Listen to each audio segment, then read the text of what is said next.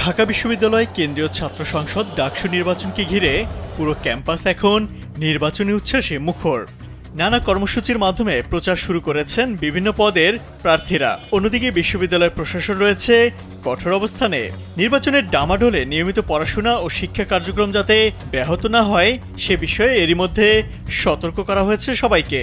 Vote গ্রহণের দিন সেনাবাহিনী থাকবে স্ট্রাইকিং ফোর্স হিসেবে, বহিরাগতদের প্রবেশ থাকবে নিষিদ্ধ এবং কার্যত সিলগালা করা হবে পুরো ক্যাম্পাস।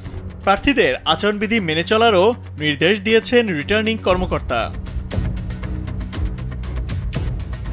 এমন প্রেক্ষাপটে প্রচারের উত্তাপ যেমন বাড়ছে, তেমনি সতর্কতার আবহাওয়া বিরাজ করছে বিশ্ববিদ্যালয় জুড়ে। নোভা এলইডি টিভি, ঝকঝকে ছবি, নিখুঁত শব্দ, 5 বছরের ওয়ারেন্টি। নোভা মানে সঠিক মান, নিশ্চিত সেবা।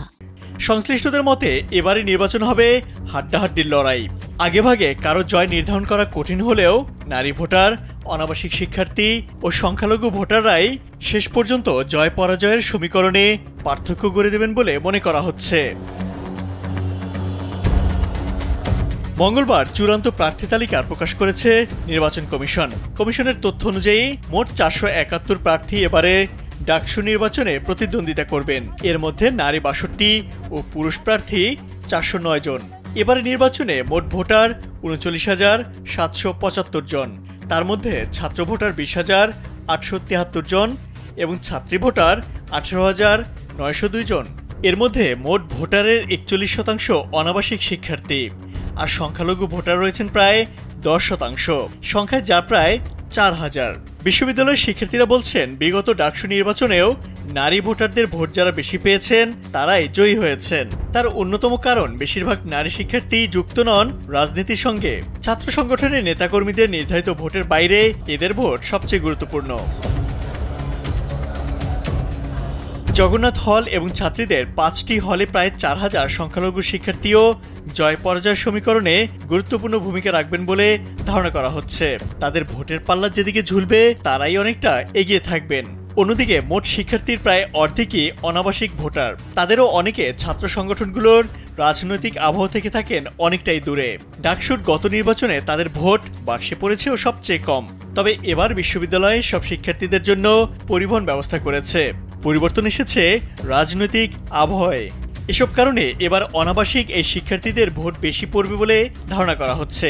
তাদের ভোট যারা বেশি টানতে পারবে তারা এগিয়ে থাকবেন বলে মনে করা হচ্ছে। ভোটের দিন অনাবাসিক শিক্ষার্থীদের ক্যাম্পাসে পৌঁছাতে বিশেষ ব্যবস্থার কথা জানান রিটার্নিং কর্মকর্তা অধ্যাপক গোলাম রাব্বানী। তিনি বলেন, ভোটের দিন বিশ্ববিদ্যালয়ের পরিবহনের ট্রিপ বাড়ানো হবে।